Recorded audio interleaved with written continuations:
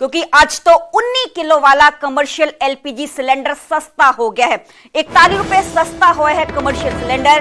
तेल कंपनियां ने इस दे रेट कटाए ने। दस के दिल्ली 19 किलो वाले सिलेंडर की कीमत हुन 1762 रुपए हो गई है। आज तो नवियां दरा जो ने ओ लागू होण गियां ते 19 किलो वाला कमर्शियल सिलेंडर एलपीजी सिलेंडर सस्ता कर दिता गया है। 41 रुपए सस्ता होया है। तेल कंपनियां ने इस दे रेट कटाए ने। दिल्ली ਦੀ ਅਸੀਂ ਗੱਲ ਕਰੀਏ ਤੇ ਦਿੱਲੀ 'ਚ 19 ਕਿਲੋ ਵਾਲਾ ਸਿਲੰਡਰ ਦੀ ਕੀਮਤ 1762 ਰੁਪਏ ਹੁਣ ਕਰ ਦਿੱਤੀ ਗਈ ਹੈ ਤੇ ਅੱਜ ਤੋਂ 19 ਕਿਲੋ ਵਾਲਾ ਕਮਰਸ਼ੀਅਲ ਸਿਲੰਡਰ 44 ਰੁਪਏ 50 ਪੈਸੇ ਤੱਕ ਸਸਤਾ ਹੋ ਗਿਆ ਹੈ। ਦਿੱਲੀ 'ਚ ਇਸ ਦੀ ਕੀਮਤ 41 ਰੁਪਏ ਘਟਾਈ ਗਈ ਹੈ ਤੇ ਹੁਣ ਆ 1762 ਰੁਪਏ 'ਚ ਮਿਲੇਗਾ। ਪਹਿਲਾਂ ਇਸ ਦੀ ਕੀਮਤ 1803 ਰੁਪਏ ਸੀ। ਕੋਲਕਾਤਾ ਦੀ ਅਸੀਂ ਗੱਲ ਕਰੀਏ ਤੇ ਕੋਲਕਾਤਾ 'ਚ ਇਸ ਦੀਆਂ ਕੀਮਤਾਂ 44 ਰੁਪਏ 50 ਪੈਸੇ ਘਟਾ ਕੇ जो है वो कटाइया ने। पहले तो आ कीमत इसकी सी 1913 रुपए ते हुन आ मिलेगा 1868 रुपए 50 पैसे का। जैसे मुंबई की गल करिए तो मुंबई च सिलेंडर हुन 1713 रुपए का मिलेगा। पहला आ सिलेंडर मुंबई च मिलता सी 1755 रुपए का ते इस दियां कीमतां 42 रुपए घटाइया गई ने। चेन्नई का असीं जिक्र करिए तो चेन्नई च हुन जो सिलेंडर है आ 1921 रुपए 50 पैसे का मिलेगा। जैसे घरेलू गैस सिलेंडर का गल करिए तो घरेलू गैस सिलेंडर 14.2 किलो वाले घरेलू गैस सिलेंडर दी कीमतां च कोई भी बदलाव कोई भी चेंज नहीं किया गया है। दिल्ली च इसकी कीमत 803 रुपए है ते मुंबई च इसकी कीमत 802 रुपए 50 पैसे है। 19 किलो वाला कमर्शियल सिलेंडर एलपीजी सिलेंडर सस्ता कर दिता गया है। 41 रुपए सस्ता हुआ है कमर्शियल सिलेंडर। तेल कंपनियां ने इस दे रेट कटाए ने। दिल्ली च हुण 19 किलो वाला सिलेंडर 1762 रुपए का मिलेगा क्योंकि इस दियां कीमतां घटाइया गई ने। 44 रुपए 50 पैसे कीमतां इस दियां घटाइयां ने।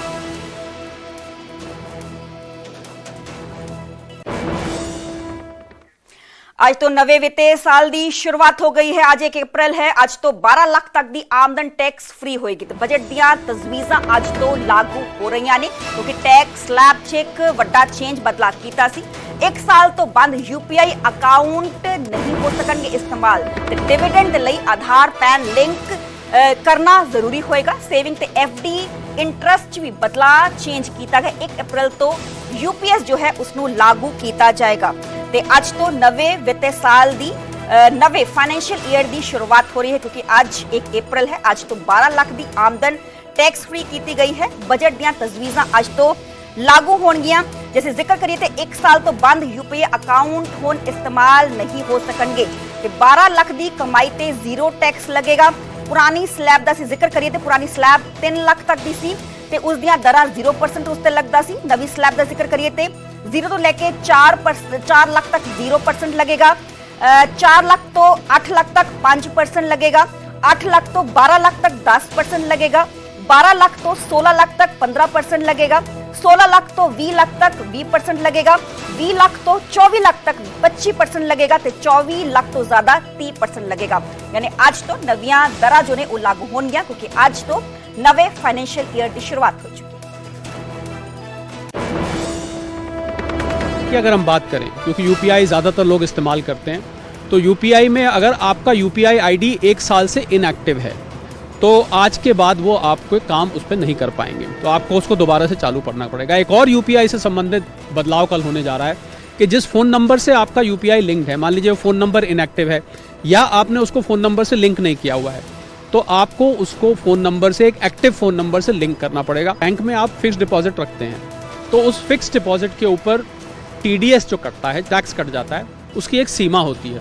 उस सीमा को आम आदमी के लिए बढ़ा 40,000 से बढ़ा के 50,000 कर दिया गया है।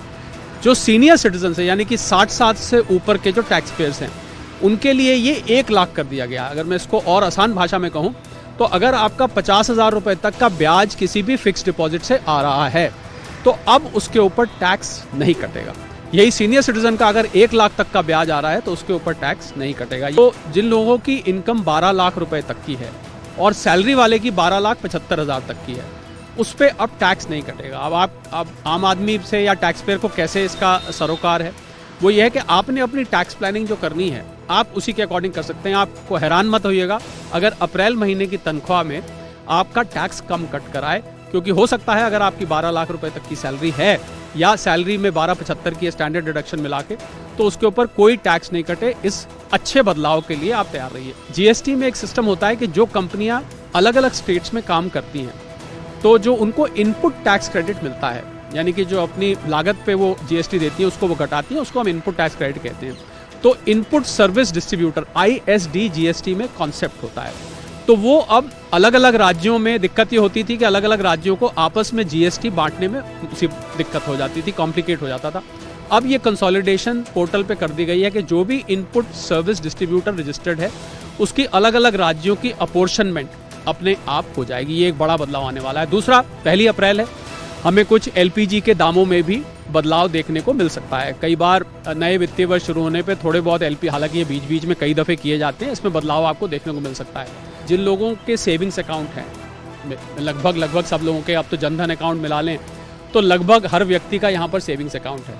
तो जिन लोगों के सेविंग्स अकाउंट हैं उसमें जो बैंकों की मिनिमम बैलेंस रखने का रूल है उसमें और सख्ती आने वाली है, उसमें आपके ऊपर चार्जेस लगने वाले हैं। हर बैंक का अलग अलग हो सकता है, सरकारी बैंकों का अलग है, बैंक टू बैंक ये डिफर करेगा। तो इसमें मेरी सलाह ये है कि लोग अपने अपने बैंकों में चेक कर लें कि उनके जो पुराने अकाउंट चल रहे हैं उसमें मिनिमम बैलेंस की प्रक्रिया क्या है। अमूमन होता क्या है कि लोग एक से ज़्यादा अकाउंट खुलवा लेते हैं, 1-2 अकाउंट को यूज़ करते हैं, बाकी अकाउंट ऐसे ही पड़े रहते हैं, उसमें बैलेंस नहीं छोड़ते। ये ना हो कि आपका पड़ा हुआ पैसा वो बैंक चार्जेस में ख़त्म हो जाए, बैंक उसमें से काटता जाएगा।